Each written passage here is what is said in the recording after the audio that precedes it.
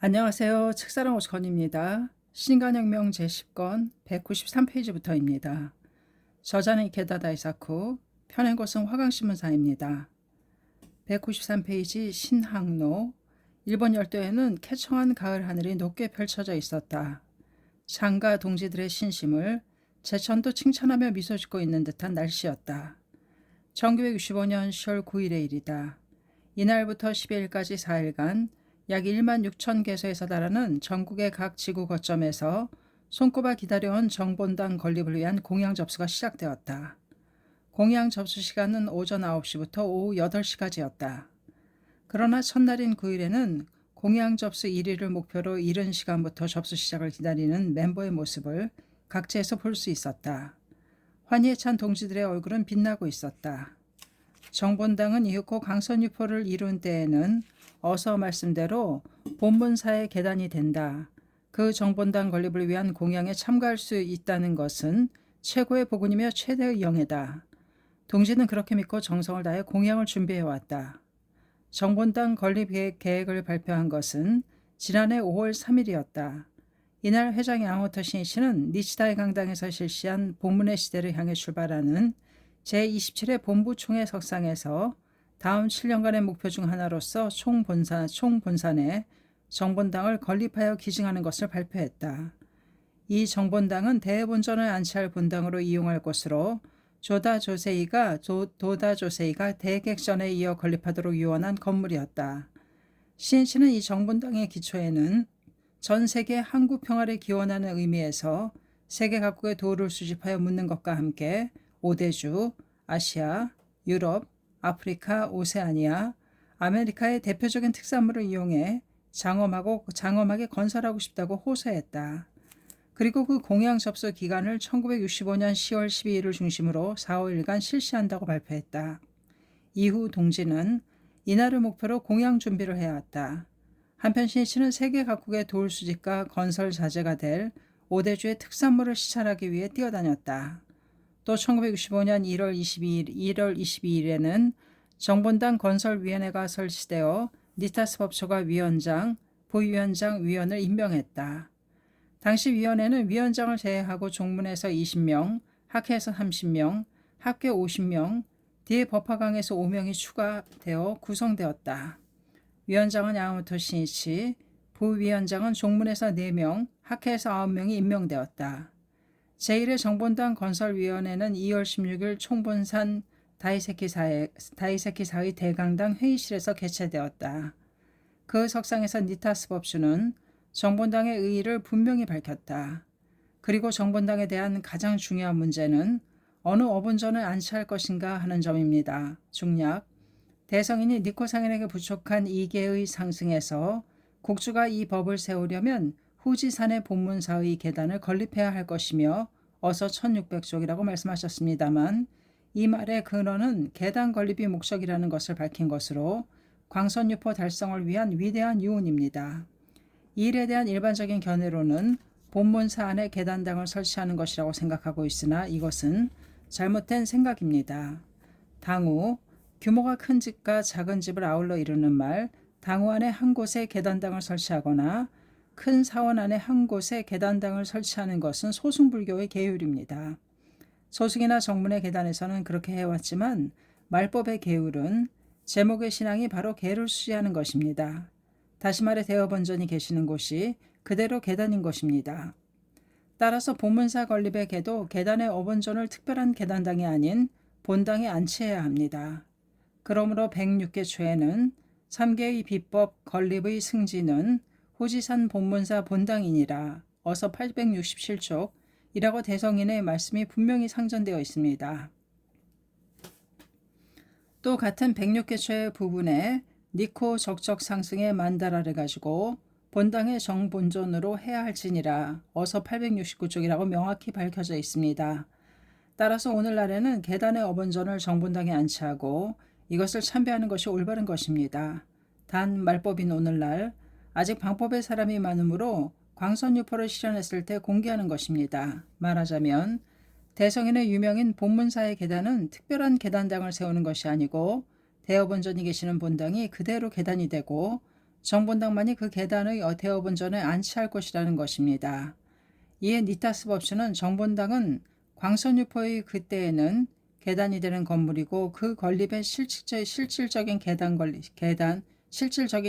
건립이라는 것을 분명히 밝혔다. 이 진함은 21자 세이쿄 신문에 게재되었다. 야마토 신이치는 전년 5월 3일 본부총회에서 정본당의 건립 기증을 발표했을 때에는 정본당을 건립한 후 계단당을 건립할 생각이었다. 정본당 건설위원회에서는 이 진함으로 명확해진 정본당 건립의 의의를 모든 회원에게 철저히 전하여 공양에 참가하도록 호소하기 위해 3월 26일자에 정본당 건립 공양 취의서를 작성하여 배포했다.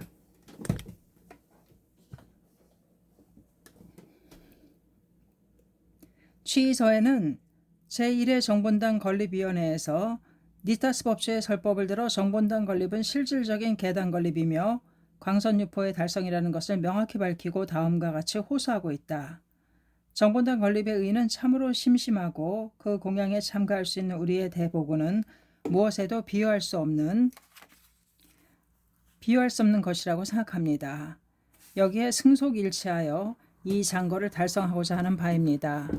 정본당을 건립할 위치는 대본전은 객전의 안쪽 깊은 곳에 안치한다는 상전에 의거하여 대객전 뒤쪽에 건립하기로 했습니다.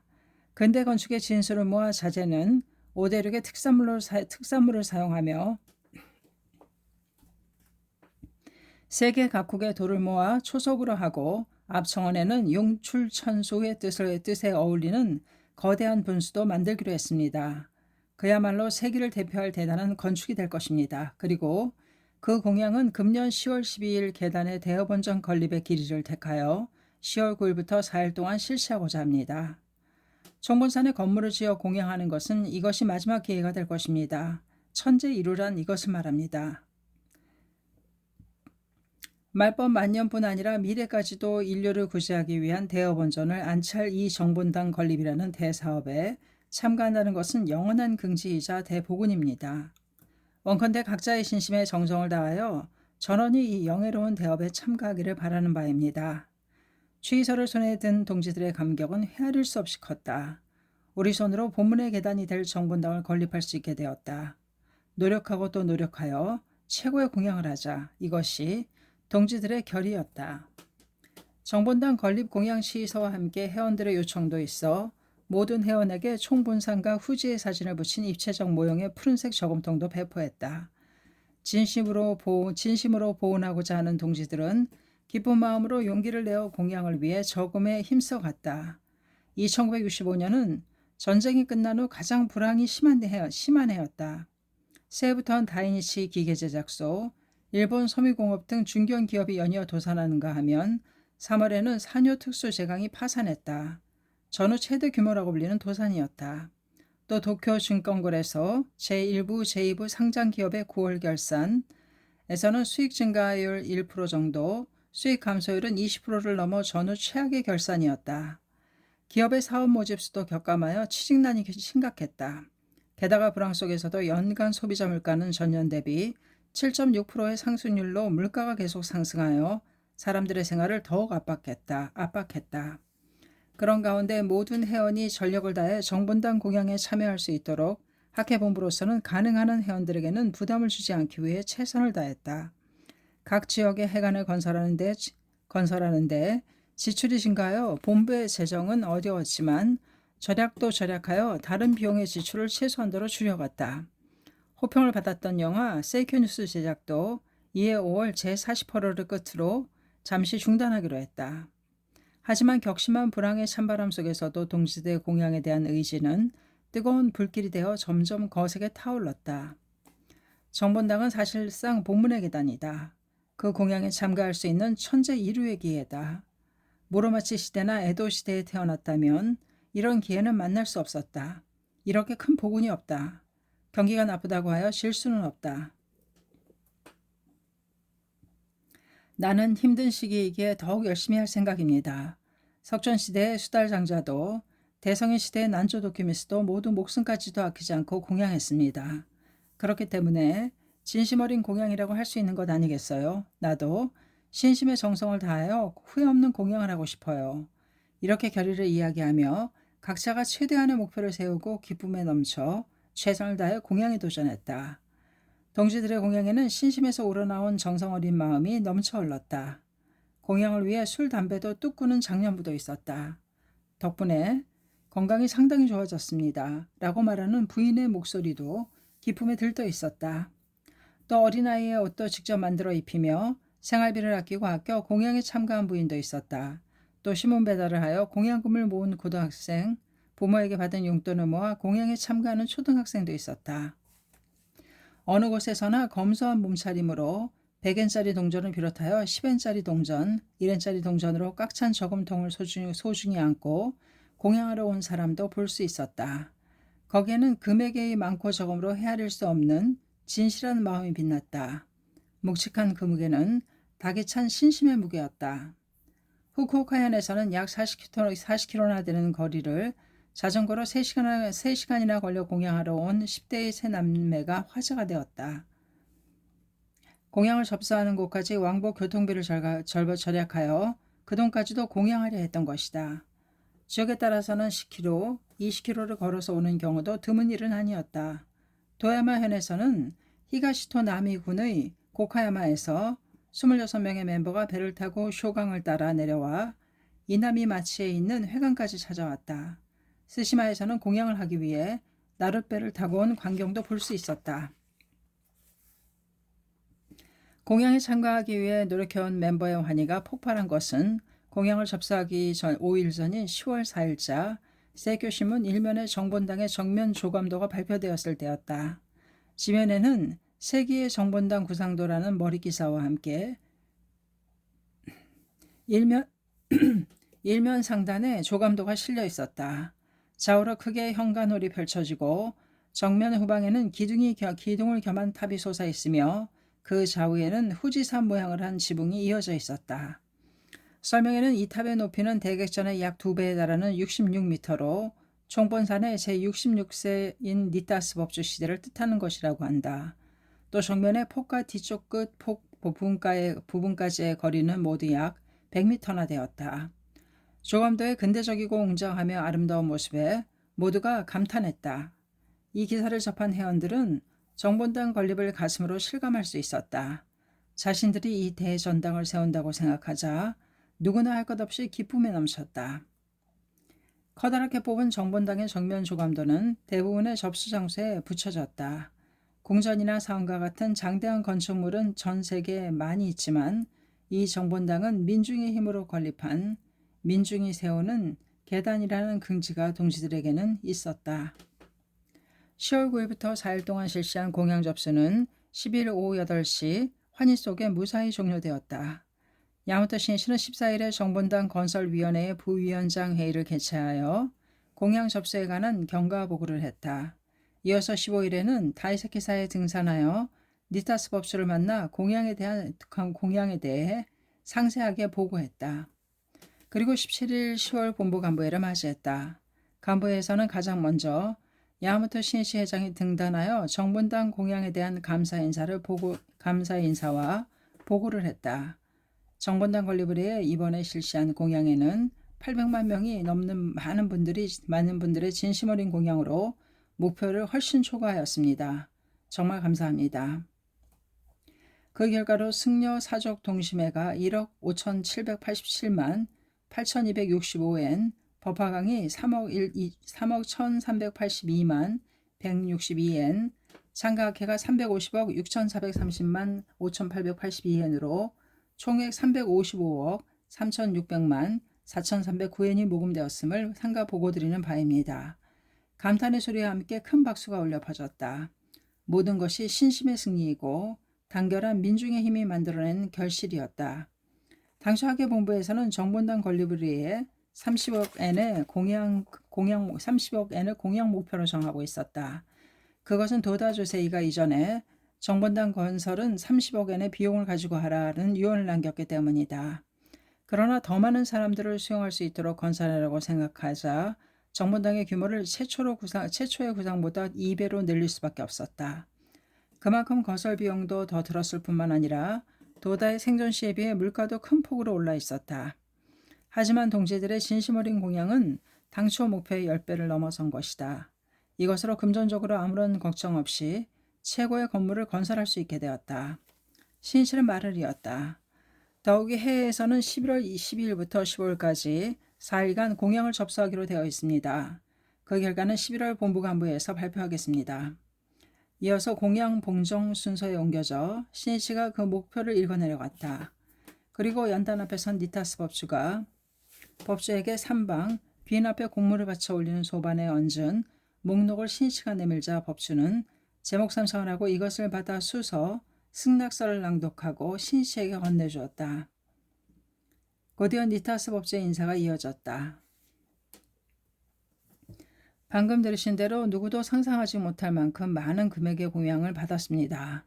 그리고 야마모토 회장이 증조 대상인의 후지산의 본문사의 계단을 건립해야 할 것이며 어서 1600쪽이라고 말씀하신 유언 그대로 계단의 대허번전을 안치할 정본당 건립을 발언한 의의에 대해 언급했다. 우선 향을 파는 사람, 향을 사는 사람, 옆에서 보는 사람, 그 좋은 냄새처럼 능화, 소화, 수화는 모두 그 공덕이 최고로 되느니라.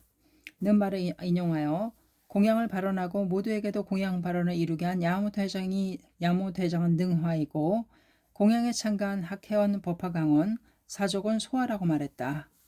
또 야마모토 회장이 공양 목표를 달성하기 위해 350만 편의 제목을 올렸다고 들었는데 그 제목이 350억 엔의 공양으로 되었다고 말하고 다음과 같이 단언했다.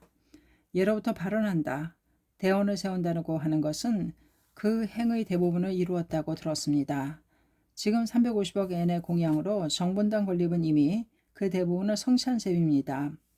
더욱이 불교에서는 이 세계를 하나의 수미산 세계라고 말하고 우주에서는 100억의 수미가 있다고 말하는데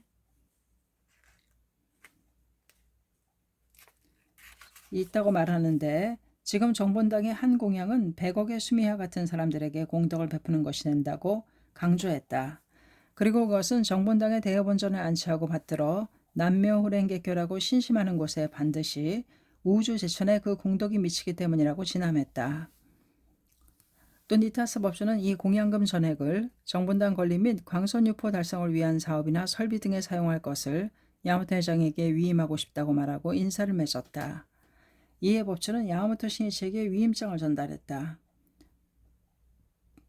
장례는 거센 파도와 같은 박수가 한동안 그칠 줄 몰랐다. 그것은 역사적인 의식이 되었다. 진심을 다해 공양에 참가한 사람들의 얼굴은 환희와 긍지로 빛났다. 이날 야마모토 신이치는 동지에 대한 깊은 감사의 마음을 담아 인사를 했다.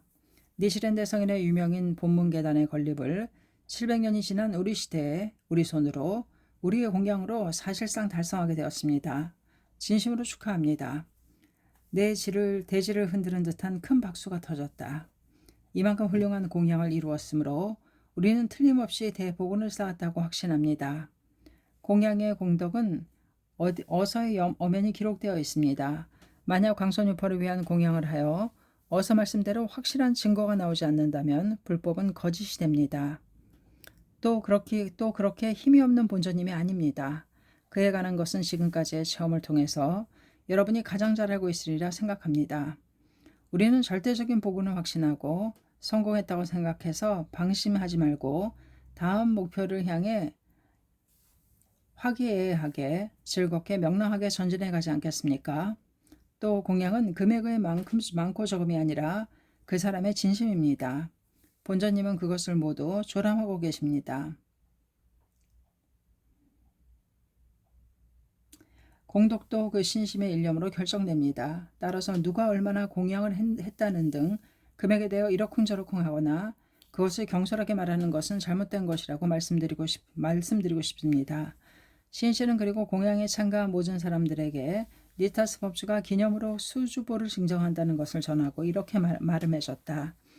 지금까지 참가학회는 가난한 사람들의 모임이라느니 병든 사람들의 모임이라고 수많은 비난과 중상을 받아왔습니다. 그러나 이런 불경기 속에서도 이만큼 공양할 수 있었던 것은 학회가 일본 제1의 실력을 갖추었다는 증거라고 말할 수 있습니다. 이 사실이야말로 어번전의 위대한 공덕의 증명이라고 저는 강하게 말씀드리고 싶습니다. 앞으로는 더욱 행복하게 되어 일본에서 가장 행복한 사람이라고 자신 있게 말할 수 있는 실증을 보여주기 바랍니다. 진심을 다해 공양에 참가하신 여러분에게는 그럴 권리가 있다고 말씀드리며 제 인사로 하겠습니다.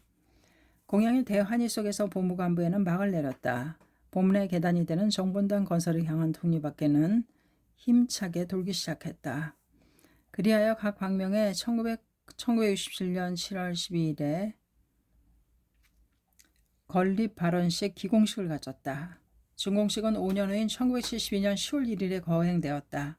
그리고 11월 대업원전 천자대보별을 시작으로 10일 완공불공과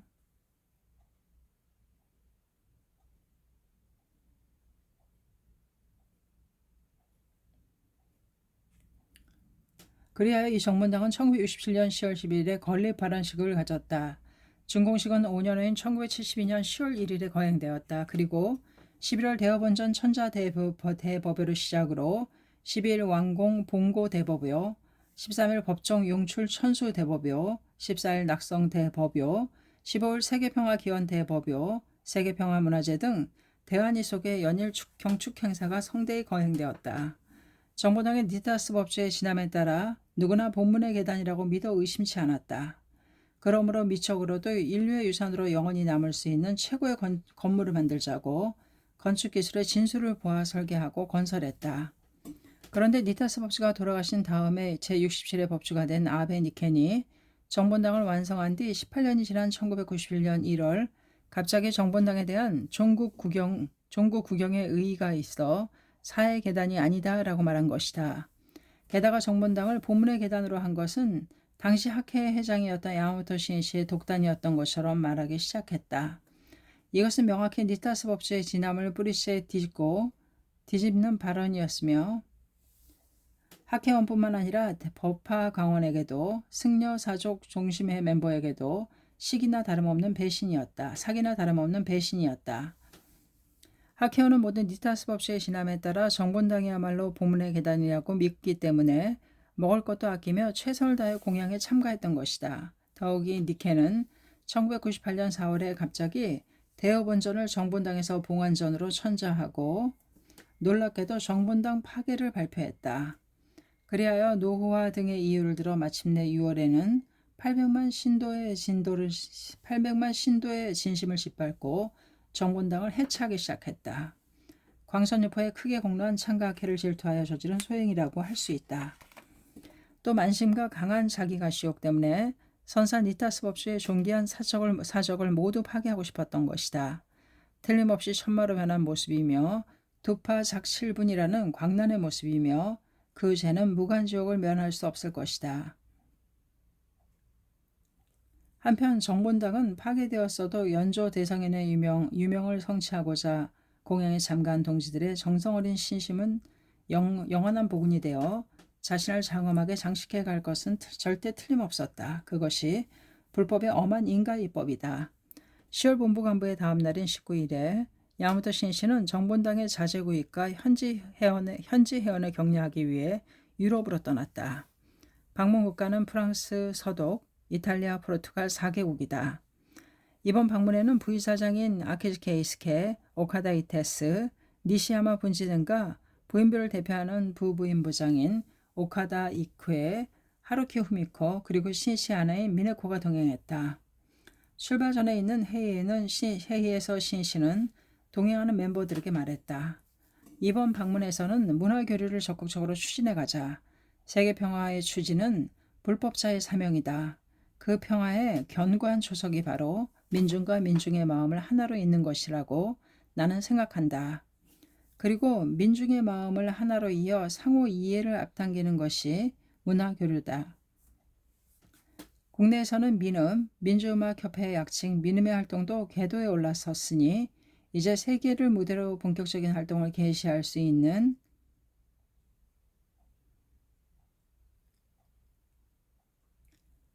그리고 민중의 마음을 하나로 이어 상호 이해를 앞당기는 것이 문화교류다.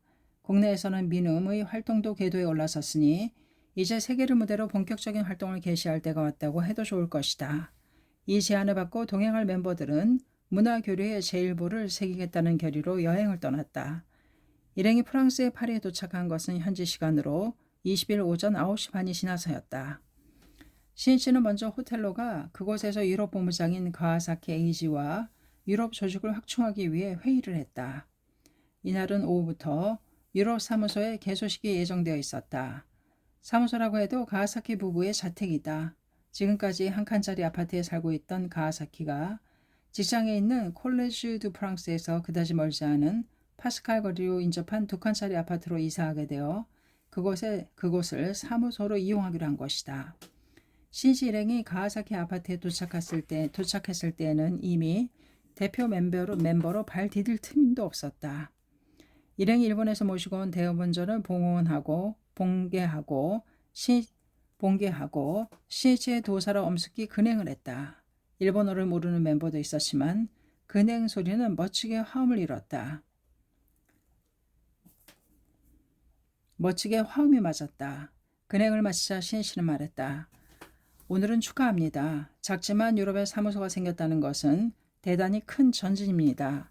또 언젠가는 프랑스에도 훌륭한 회관을 지을 테니 여러분 기대해 주십시오. 버틀의 눈동자가 빛났다. 유럽은 작년 4월에 본부가 되어 209세대 진용으로 출발했습니다만 약 1년 반 사이에 커다란 발전을 이루어 446세대로 2배나 증가했다고 보고를 받았습니다. 그래서 이번에 유럽의 장래 발전을 위한 포석으로서 유럽 본부를 분할하여 제1본부와 제2본부 체제로 출범하고자 합니다. 제1본부에는 이곳 프랑스를 비롯하여 영국, 이탈리아, 스위스, 벨기에 등이 소속됩니다. 또 제2본부는 독일을 비롯하여 노르웨이, 스웨덴, 덴마크, 네덜란드, 오스트리아 등입니다. 또 이번에 유럽 총합본부를 설치하겠습니다. 박수가 터져 나왔다. 당시 학회 조직은 지부 위에 총지부, 총지부 위에 본부가 있고 그 위에 총합본부가 있었다. 총합본부제는 전년 1월에 우선 간사이가 총합본부로 출발한 것을 시작으로 그 후 전국에 설치하여 당시 일본 내 25개 총합본부가 있었다. 해외에서는 유럽이 첫 포진이었다. 일본에서 총합본부라고 하면 대체로 20만 세대 정도입니다. 유럽은 세대 수는 적습니다만 장래의 큰 발전을 대비하여 굳이 총회 본부를 결정하기로 했습니다. 총합본부를 결정하기로 했습니다. 총합본부장에는 여기에 있는 부이사장이자 청년부장인 아키즈 케이스케시가 취임합니다. 또 제1본부장은 지금까지 유럽 본부장을 해오신 오카사키 에이지 씨입니다. 제2본부장에는 독일 지부장인 사다 코이치 씨가 취임하게 되었습니다. 더욱이 파리 지부를 분할하여 샹젤리제 지부를 신설하기로 했습니다. 지부장은 하루노 신사쿠 씨, 부지부장은 하세베 쇼타로 씨입니다. 어떻습니까? 여러분이 바라던 대로 인사가 되었습니까? 환호 소리와 함께 찬송하는 박수가 울려 퍼졌다. 우리들이 발표한 인사와 여러분이 생각이 일치한 것은 대단히 기쁩니다. 실은 이것이 무엇보다도 중요한 것입니다.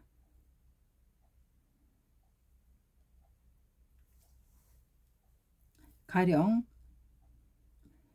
인사를 현장에 계신 여러분의 의견만으로 결정하면 인기투표처럼 되고 마는 경우도 있습니다. 리더는 누구에게나 호감을 받는 인품이 중요합니다만 아까 투쟁하지 않는 사람이 포용력 있는 사람처럼 여겨져 모두에게 지지받는 경우도 있습니다. 모두 진지하게 신이치의 이야기에 귀를 기울이고 있었다. 신이치는 학회의 간부 등용에 대한 근본적인 사고방식을 이야기할 생각이었다. 여러분 가운데에는 민주주의가 세계의 흐름이기 때문에 학회도 모두 다수결로 결정해야 한다고 생각하는 분도 있을지 모릅니다. 저도 모두가 잘 상의하여 결정해가는 것을 대찬성입니다만 불법의 세계는 모든 것을 다수결로 할 수 있는 것은 아닙니다. 초대회장이신 마키구치 스네사부로 선생님은 종문이 군부 정부를 두려워하여 학회도 신차를 받아들이는 것이 어떤가 하고 말했을 때 가면이 그것을 거부했습니다. 종문에서는 순회들이 모여 협의한 결과 신차를 받아들이기로 결정했던 것입니다. 그러나 설령 모두가 정한 것이라 할지라도 대성인의 가르침, 정신에 어긋난 것이라면 그것은 따라가면 안 되는 것, 따라서는 안 되는 것이 불법의 사고방식입니다. 중심이 되고 기준이 되는 것은 어디까지나 불법이기 때문입니다. 모두가 틀린 방향으로 나가는 경우에는 홀로 외톨이가 되더라도 그 잘못을 바로잡지 않으면 안 됩니다. 그것을 할 수 있을 때 진정한 리더입니다. 그러므로 인기투표처럼 단지 모두의 지지가 있다고 하여 인사를 정할 수는 없습니다. 그렇다고 해서 현지 사람들의 의견을 듣지 않고 최고 간부가 자신의 생각만으로 인사를 행한다면 그것도 실패로 이어지게 됩니다. 그러므로 최고 간부는 모두의 의견을 잘 들은 다음 등용할 사람의 근본이 되는 신심을 예리하게 보아가야만 합니다. 저는 지금까지 여러 기회를 통해서 여러분의 의견을 들어왔습니다. 또 일본을 떠나기 전에도 파리에 도착해서는 여러 각도에서 신중히 인사를 검토해 왔습니다. 그러므로 여러분이 만족할 만한 인사가 되었다고 말할 수 있습니다. 모두가 고개를 끄덕였다. 그런데 이번에 유럽을 2개 본부로 나눈 것은 좋은 의미의 경쟁이 없으면 타성에 적고 말기 때문입니다. 좋은 라이벌은 좋은 촉발을 가져오고 향상하는 힘이 됩니다. 서로가 질 수 없다는 마음가짐으로 힘차게 전진해 주시기 바랍니다. 참가자 속에는 신이치가 처음 보는 얼굴도 많았다. 그 자체가 유럽에서도 강선유포가 전진하고 있다는 것을 말해주고 있었다. 신이치의 이야기가 일단락되자 가하사키 에이지가 신이치에게 장내 뒤쪽에 있던 한 부인을 소개했다. 선생님, 아프리카에서 참가해 주신 분이 있습니다. 후지의 제임스 씨입니다. 갸름한 얼굴에 품격이 있어 보이는 여성이 일어나 가볍게 인사를 했다. 신이치도 예의를 다해 인사를 하고 말을 건넸다. 감사합니다. 먼 곳까지 오시느라 수고하셨습니다. 자, 앞으로 오세요. 그녀가 앞으로 나오자 신이치는 물었다. 아프리카에 어디에서 오셨습니까? 나이지리아의 카두나라는 곳입니다. 나이지리아에는 현지 멤버가 몇 명이나 있습니까? 예, 34명입니다. 현지인이 30명이고 기술 지도차 온 사람 등 일본인은 저를 포함하여 4명입니다. 그렇습니까? 그렇게 많이 있습니까?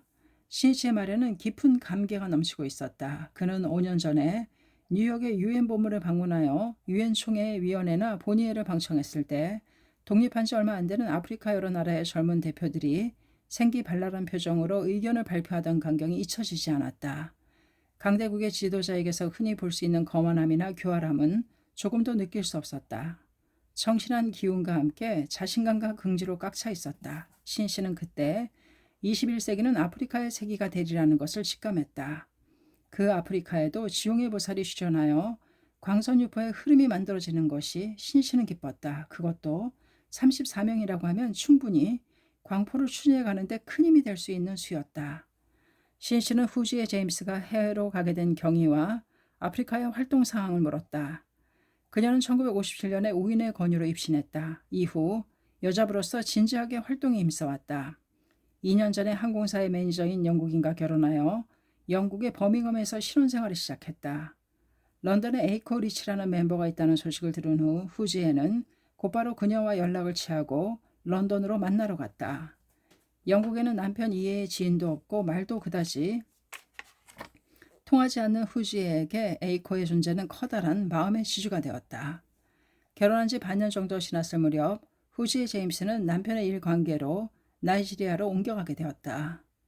그녀는 불안에 견딜 수 없었다. 나이지리아라고 하면 독립한 지 얼마 안 된 나라로 적도에 가까워 덥다는 것 이외에 아는 게 없었다. 그녀는 당시 유럽 총지부장이었던 가하사키 에이지를 방문했다. 후지의 마음을 전해들은 가하사키는 이렇게 말했다. 지금은 허전한 마음으로 꽉 차 있을지도 모르나 불법의 눈으로 보면 아프리카 광포의 개척자로서 사명을 다하기 위해 나이지리아에 가는 것입니다. 그것은 구원의 옛날에 스스로 발언하여 니치랜드 성인과 한 약속입니다. 분명히 기후, 풍토, 문화도 다른 곳에서 생활한다는 것은 쉬운 일이 아닐 겁니다. 그러나 드디어 구원에 맹세한 나의 사명을 다할 때가 왔다고 생각하는 것입니다. 어떤 일이 있어도 지면 안 됩니다. 괴롭다고 생각될 때에는 충분히 제목을 올리는 것입니다. 후지에는 나이지리아 행이 자신의 사명이라고 생각하자 불안했던 마음에 구름이 걷히고 확 트이는 듯 가벼워지는 기분이었다. 그래 해보자. 아프리카 각지에 행복의 씨앗을 뿌리자. 처음에는 나이지리아의 카노라는 도시에서 살았다. 영국과 전혀 다른 생활 환경에 그녀는 당혹감을 느꼈다. 이 도시에서는 빌딩이라고 할 수 있는 건물은 3, 4층의 호텔이나 공항시설 정도였다. 조금 교외로 나가면 붉은 흙으로 뒤덮인 대지가 끝없이 펼쳐졌다. 후지에가 특히 놀란 것은 카멜레온이었다. 나무 잎뿐만 아니라 차 위에도 보호색을 띠고 앉아 있었다. 또 집안에 들어온 동화뱀이나 말라리아 때문에도 고생해야 했다. 그러나 이곳을 자기 사명의 천지로 정하고 아프리카의 모든 땅을 제목으로 물들인다는 마음으로 창제를 시작했다. 콘크리트 마루에 담요를 깔고 앉아 아프리카의 지도를 보고 도시 이름을 생각하며 제목을 불렀다. 그리고 겨우 익힌 영어로 포교를 시작했다. 하지만 신심을 하겠다는 사람은 아무도 없었다. 이윽고 카두나라는 도시로 옮겼다. 런던의 에이코리 씨가 전해준 소식에 의하면 이 도시에 방적회사의 기술자로 파견된 일본인 장년부 멤버가 있다는 것이었다. 후지에는 크게 기뻐하며 연락을 했다. 후지에 제임스는 그 장년부를 만났다. 그는 나이지리아의 공용어인 영어는 서투른 것 같았지만 기술 지도를 통해 업무상 알게 된 현지인들에게 제목을 가르치고 있었다. 후지에는 마음이 든든했다. 그녀도 결코 영어를 잘하지는 못했지만 자신이 그 사람들에게 왜 불법이 훌륭한지를 설명해 주기로 했다. 이렇게 두 사람은 힘을 합쳐 활동을 시작했다. 드디어 신심을 시작하는 사람이 늘어났다. 또 일주일에 한 번 토요일 저녁에 현지 멤버의 집에서 좌담회를 열었다. 때로는 30명, 40명이 모여 방에 다 들어갈 수 없는 날도 있었다. 1965년 10월 상순에 에이코리치가 편지를 보내왔다. 그 내용은 곧 야마모토 선생님이 유럽을 방문하신다고 합니다. 라고 쓰여 있었다. 하지만 그 일정에 대해서는 에이코는 모르는 것 같았다. 어떻게 해서라도 선생님을 뵙고 싶다. 후지에는 생각했다. 그리고 진지하게 기원해갔다. 10월 16일 남편이 남아프리카로 여행을 가자고 말했다. 그 말을 들은 후지에는 여행이라면 파리에 데려다 달라고 졸랐다. 야마모토 대장이 유럽에 오면 중심자인 가와사키 에이지가 있는 파리에 체제할 것이라고 생각했기 때문이다. 남편은 흔쾌히 승낙했다. 10월 19일 파리에 도착하여 가와사키에게 연락을 취했다. 야마토 선생님이 오신다고 들었는데 오셨습니까? 선생님은 내일 도착하십니다. 이렇게 하여 그녀는 환희에 찬 마음으로 이 모임에 참석한 것이다. 후지의 제임스의 이야기를 들은 야마토 신이치는 아프리카에도 사명을 장악한 벗이 탄생했다는 것이 기뻤다. 신이치는 즉석에서 결단하여 전원에게 의견을 물었다. 아프리카의 지부를 결성합시다. 지부 이름은 아프리카 지부. 지부장은 제임스 씨에게 부탁하면 어떻겠습니까? 갑작스러운 제안에 그녀는 놀란 것 같았으나 결의에 찬 얼굴로 고개를 끄덕였다. 그리고 다음 순간 큰 박수가 장내를 감쌌다. 신씨는 그녀에게 기념으로 염주를 건네주면서 말했다. 21세기는 아프리카의 시대가 될 것입니다. 그 미래를 열고 창조하기 위해 노력하는 것입니다. 미래를 창조하는 것이야말로 인간에게 부여된 힘이며 존귀한 사명입니다. 예, 열심히 하겠습니다. 후지의 제임스의 힘찬 소리가 울렸다. 그런 그녀를 보고 기쁜 듯이 힘차게 박수를 보내는 일본계 여성이 있었다. 야마토 신씨를 물었다. 당신의 이름은? 예, 런던에서 온 에이코 리치라고 합니다. 후지를 따뜻하게 계속 격려해온 영국의 멤버였다. 에이코도 런던에서 달려온 것이었다. 신씨는 에이코 리치와 만나는 것은 처음이었지만 가와사키로부터 그녀에 관해서 상세히 듣고 있었다. 당신이 영국에서 중심이 되어 열심히 노력하고 계신다는 것을 잘 알고 있습니다. 영국의 동지에게도 선물로 가져온 휘호가 적힌 색종이와 수주보를 모두에게 나누어 주세요. 정말 감사합니다. 멤버들도 정말 기뻐할 거예요. 에이코리치는 멤버 일을 늘 생각하고 배려하는 마음이 넘치는 리더였다. 에이코는 1958년에 요코하마에서 언니의 권유로 입신했다. 실연의 아픔으로 몸부림치고 있던 때였다. 동생의 행복을 기원하고 진지하게 신앙을 권유하는 언니의 진심 어린 마음에 감동하여 신심을 시작한 것이다. 마침내 세계를 유람하는 관광선에서 일하는 영국인 남성과 결혼하여 1961년에 영국으로 건너왔다. 에이콘은 이곳에서 불법에 대해 강한 확신을 갖게 되었다. 영국에서 에이콘은 임신을 하게 되었다. 의사는 입덧으로 고생할 때 진정제와 수면제를 주었다. 그 약을 복용한 순간 구토가 일어나 약과 함께 토하고 말았다. 또 하복부에 통증이 오고 출혈이 시작되었다. 병원에 가자 의사로부터 유산될 염려가 있다는 진단을 받고 바로 입원했다. 무사히 출산하고 싶다. 에이컨은 병원 침대에서 열심히 창제했다. 다시 검사를 하고 출산은 가능하다는 의사의 말을 들었을 때에는 자신도 모르게 눈물이 쏟아졌다. 그리고 마침내 건강한 사내아이를 출산했다. 그 기쁨은 뭐라 말할 수 없었다. 어번전의 경력에 감탄했는데 더욱이 그 힘을 뼈저리게 느낀 것은 훗날 틸리도미드의 피해가 사회 문제로 된 때였다. 그녀가 임신 초기에 의사에게서 받은 약이 그 탈리도미드이었기 때문이다. 무럭무럭 자라고 있는 자기 자식을 보며 에이코리치는 생각했다. 그때 구토하지 않고 탈리도미드를 먹고 그 후에도 계속 복용하였다면 에이코는 깊은 감사 속에 영국 강포에 끝까지 살아가리라 굳게 결의했던 것이었다. 1963년 8월 그때까지 런던의 중심자였던 시코 그랜트가 남편의 일관계로 영국을 떠나게 되어 에이코리치가 연락 책임자가 되었다. 그 무렵 영국의 멤버는 불과 5세대에 지나지 않았다. 그러나 그녀에게는 광포를 향한 타오르는 마음이 있었다. 희망이 있었다. 천리길도 한 걸음부터라고 마음을 정한 에이코는 자택에서 자담회를 열었고 멤버에게 매일같이 격려의 편지를 계속 보냈다. 생활은 결코 넉넉하지 않았지만 립스틱 하나도 사는 것도 아껴가며 활동비를 어렵게 모아 벗을 격려하고 포기하기 위해 영국 각지를 돌아다녔다. 그리하여 30세대를 넘는 사람들이 신심을 시작하게 되었다. 에이코리치나 후제이 제임스뿐만 아니라 미국에서도 동남아시아에서도 니치란 불법을 넓혀온 것은 기독교에서 볼 수 있는 선교사들이 아니었다. 세계 강포를 짊어지고 온 것은 권위의 승복을 들은 승려들이 아니라 제가 신도인 무명의 창각 회원들이었다. 그것도 그 대부분은 여성들이었다. 아무런 후원자도 없는 낯선 땅에서 하루하루의 생활과 격투하면서 언어나 풍속, 습관의 차이를 뛰어넘어 사람들과 신뢰와 우정을 다지며 법을 전해왔다. 오해나 편견으로 인한 비난도 있었을 것이다. 인내를 요하는 힘든 작업이라고 해도 좋다. 종교의 역사에서 무력이나 권력, 재력 등을 배경으로 한 포교도 적지 않았다. 그러나 그렇게 하면 어디까지나 대화주의를 관철하여 촉발과 공감을 일으키며 포교해온 니치란 대성인의 정신을 짓밟는 것이 되고 만다. 힘에 의존하는 것이 아니라 민중이 주역이 되어 포교를 추진해온 것은 니치란 불법의 가장 큰 특징이라고 해도 좋다. 또 그 자체가 민중을 위한 종교라는 것을 증명하고 있다. 신씨는 머나먼 이국 땅에서 광선 유포를 위해 철저히 살아가려는 다부진 동지들에게서 부처의 모습을 보는 듯했다.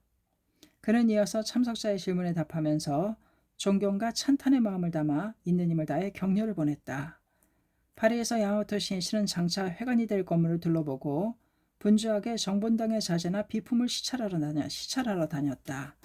한편 미눔의 전임 이사이기도 한 아키즈케 이스케는 프랑스 청소년 음악단체인 주네스 뮤지컬 드 프랑스의 니콜리 회장과 회견했다.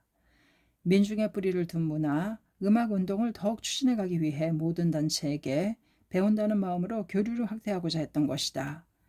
21일 오후 5시부터 파리대학교 소르본 캠퍼스에 있는 유학생 회관의 강의실을 빌려 교학시험과 시도회를 실시했다. 19명의 멤버가 시험을 치른 후 같은 장소에서 실시한 지도회에 50명이 참가했다. 이 지도회에서 런던의 지구부장의 에이코리치가 취임하였고 벨기에에서도 지구를 결성하기로 했다. 다음날 22일 낮 신씨 일행은 파리를 출발하여 다음 방문지인 서독으로 향했다. 프랑크푸르트 공항에 마중 나온 탄광에서 일하고 있는 사다 코이치로와 모로카 미치아 등의 얼굴을 보자 신씨는 밝게 웃으며 말을 건넸다. 야, 오래간만이군. 잘들 있었는가? 사다가 볼을 붉히며 대답했다. 예, 일본에서 온 10명이 모두 건강하게 열심히 하고 있습니다. 신씨 얼굴에 미소가 떠올랐다. 그거 다행이군. 독일의 강선 유포를 위해 인생을 바치려는 청년들이다. 학회의 보배다. 소중히 성장시켜주기 바라네. 예. 말이 끝나기가 무섭게 두 사람의 힘찬 소리가 들려왔다. 신씨는 조용히 고개를 끄덕이며 말했다. 자, 함께 호텔로 가자. 일본에서 온 그 청년들의 근황을 들었으면 하네. 또 독일의 대발전을 위해 조직의 새로운 포진도 검토하자. 사단은 야마모토 회장이 일본에서 온 10명의 청년들에게 진심으로 기대를 보내며 배려해 주는 것에 가슴속에서 뜨거운 것이 복받쳐 올랐다. 그는 전년 10월 유럽을 방문한 신씨가 파리에서 만난 독일의 강선 유포를 위해 신심을 제대로 몸에 익힌 청년들을 서독에 불러들였으면 한다는 상담을 했었다. 그때 신씨는 세계로 웅비하고 싶다는 청년이 있다면 선배가 활약의 무대를 열어주는 것이 중요하다고 말하며 사다를 격려해 주었다. 사다는 다음 달 11월 초에 일본에 돌아오자 우선 자신이 다시 서독에 체제하기 위한 수속을 밟으며 동시에 함께 서독에 건너갈 멤버를 찾기 시작했다. 홋카이도를 중심으로 인편을 통해 남자부에게 독일 강포를 위해 탄광에서 일하며 함께 투쟁할 사람은 없는가라고 호소하고 다녔다.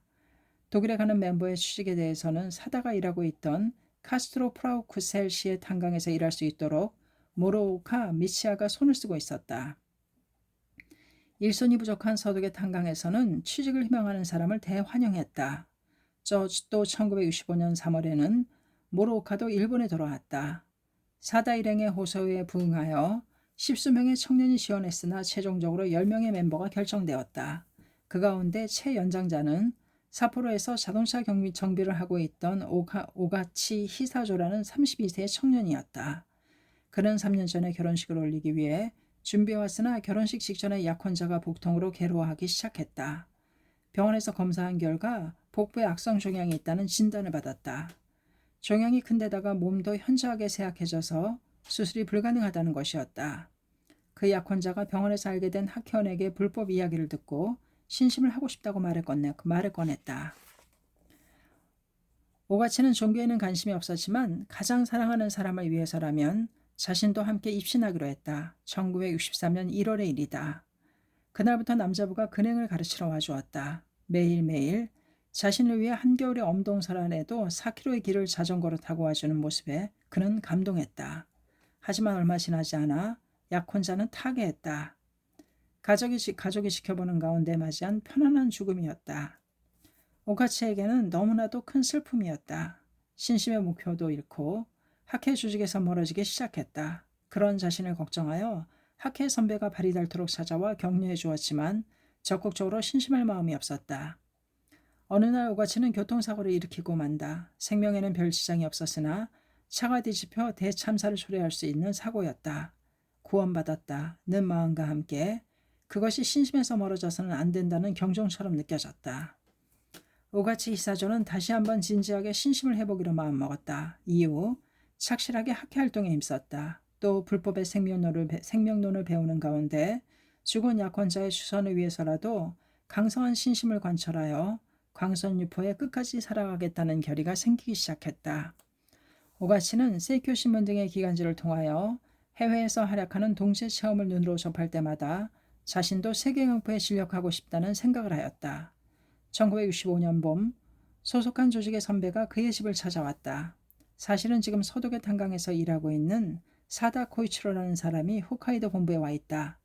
일본의 남자부 10명을 데리고 서독으로 돌아가 광선유포를 하고 싶다고 하는데 오가치 씨는 서독에 건너가 볼 생각은 없는가? 갑작스러운 이야기에 오가치는 어떻게 대답해야 좋을지 몰랐다. 하여튼 만나서 이야기를 들어보자는 마음으로 사다가 있는 홋카이도 본부로 향했다. 차 안에서 오가치의 머리는 격렬하게 회전했다. 지금은 세계 강포의 시대다. 야마토 선생님도 앞으로는 젊은 사람이 더욱 세계로 나가 강선유포를 추진해 가야 한다고 말씀하시고 있다. 나도 세계 강포를 꿈꾸며 활동해 오지 않았는가. 사다와 만나기 전에 그는 이미 마음을 정했다. 좋다. 한번 독일 광포의 인생을 걸어보자. 홋카이도 본부에는 연락을 받은 사다가 오가치의 도착을 기다리고 있었다. 사다는 밝은 얼굴로 그를 맞이했다. 잘 와주었네. 나와 함께 독일의 강선유포를 해보지 않겠는가? 그리고 나서 큰 목소리로 세계를 향해 날개를 펼쳐갈 청년의 사명을 역설하기 시작했다. 사다의 온몸에는 독일 강포를 위한 정열이 넘쳐흐르고 있었다. 오가치가 현지에서 해야 할 일에 대해서 묻자 사다는 말했다. 탄광에 가면 일할 자리는 얼마든지 있으니까 생활은 걱정하지 말게. 따라서 당장은 탄광에서 일하고 기반이 잡히면 자네의 경우는 자동차 정비와 관련된 일 등 다른 직업을 찾아보면 어떨까 하네. 중요한 것은 광선유포를 위해 독일에 뼈를 묻겠다는 각오가 있는가 없는가 하는 것이네. 사다의 말에 오가치는 분명히 대답했다. 알았습니다. 독일에 뼈를 묻을 각오로 함께 가겠습니다. 잘 부탁드립니다. 이렇게 결정되었다. 멤버 중에 최연소자는 구시로에서 조리사로 하고 있던 아오야마 다이고라는 20세의 청년이었다. 그는 같은 가게에서 일하는 동료 조리사인 다마루 신지라는 청년에게서 불법 이야기를 듣고 1963년 12월에 신심을 시작했다.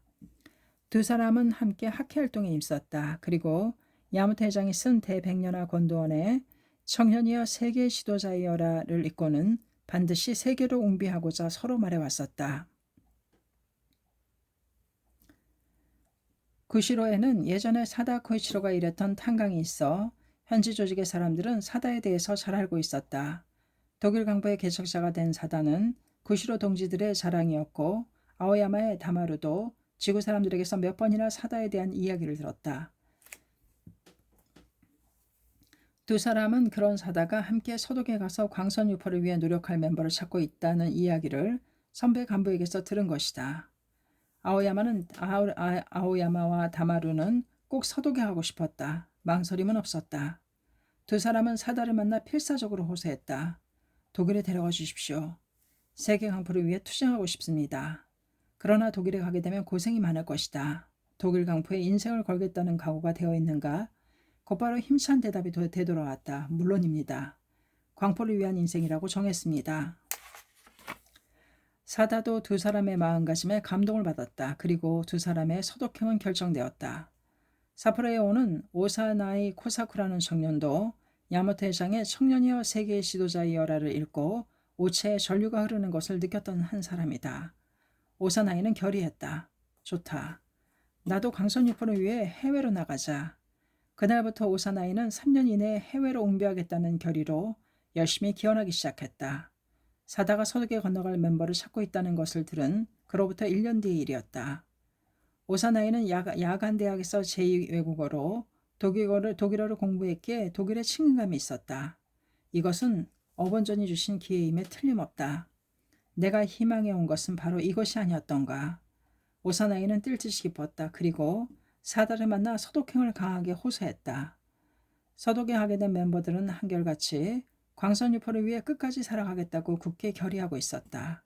집도 재산도 사회적인 지위나 명예도 안중에 없었다. 편안고자 하는 마음이나 남들에게 잘 되기를 바라는 마음은 남들보다 잘 되기를 바라는 마음은 털끝만큼도 없었다.